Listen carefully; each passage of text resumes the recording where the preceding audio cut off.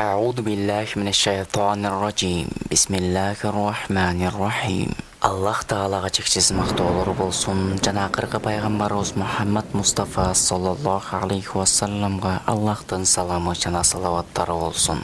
Ассаламу алейкум урматтуу мусулман туугандарым. Биз кезектеги окуябызды улантабыз. Бир инсан абдан эркек кызга ашык болду.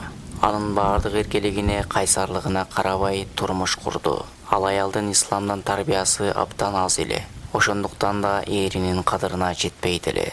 Анын иши болгону эркелеп жатуу эле. Турмуш кургандарына бир канча күн болгондо аял кайсарларча мындай деди: "Учуру келип жалкоолугум кармайт. Бул убакта эч нерсе дебегин. Иш кылбаймын, азап тартпаймын. Эгер асман башыма үзүлүп түшсө да, ал күндө кыймылдабаймын" деди. Жолдошу акылдуу адам эле.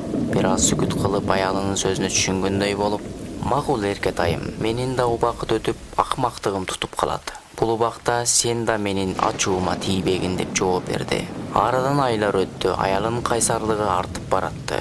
Ал адам канчалык жумшак болсо да, аялынын кайсарлыгы ошончолук күч алды. Акыры аялдын кылык чорогу жолдошун тойгозду. Бир күнү жолдошу үйгө келип: "Султан айым, ушул нерселерди даярда, дүкөнгө алып кетемин" деди. Аял козголуп да койгон жок. Ал сөзүн кайра кайталады. Мурунку абалынан эч кандай өзгөрүү болгон жок. Ал сөзүн кайра кайталады. Аялы: "Бүгүн кайсарлыгым тутуп калды, эч иш кылбаймын" деди. Ал адам белиндеги куурун баштайтканда ременин чечип, аялын мына сага кайсарлык" деп сабай баштады. Аялы кыйкырды: "Ой кокуй, ой белим, ой колдорум, ой өлүп каламын. Акмактыгым тутуп калды сүйүктүм, чыда" деп дагы сабай баштады. Ошондон кийин аялына акыл кирди. "Болду акылманым, менин кайсарлыгым кетип калды" деди.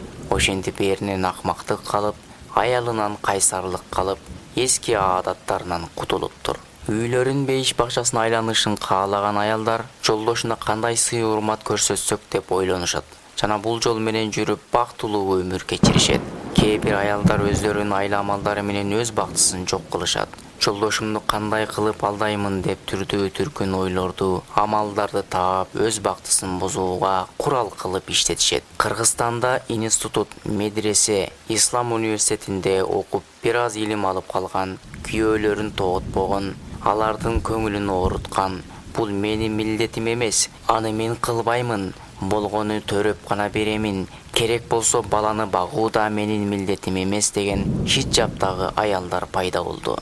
Мындай илим алган аялдарга үйлөнгөндөн көрө үйлөнбөгөн жакшыраак. Себеби мындай аялдар акылсыз, татыксыз, түшүнүгү кем болуп жаратылгандыр. Бул аялдар эч качан татыктуу жар боло алышпайт. Себеби булар өздөрүнүн туура эмес түшүнүгү менен күйөөлөрүн ыйлатышат. Кээ бирлери үйлөрүнө киргизбей кууп чыгат. Кээ бирлери күйөөлөрүнө кол көтөрүшөт. Эгер ошол жол туура болгондо, анда пайгамбарыбыз саллаллаху алейхи вассаламдын аялдары жана кыздары ушундай кылышмак. Бирок алар күйөөлөрүнө итаат кылып өтүшкөн. Биздин аялдарга окшоп, менин милдетим бала төрөп бериш гана деп итаатсыздык кылган эмес. Же биздин аялдар алардан да илимдүү болуп кеткенби деп ойлоп кетесиң киши.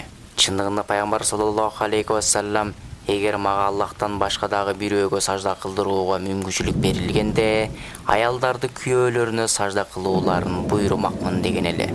Урматтуу мусулман аялдары, жогорудагы баянда айтылган аялда акыл эс бар экен, өз убагында туура жолго түшүп алды. Ошол сыяктуу сиздер да убагында туура жолго түшүп алууңарга тилектешпиз. Ассаламу алейкум ва рахматуллахи ва баракатуху.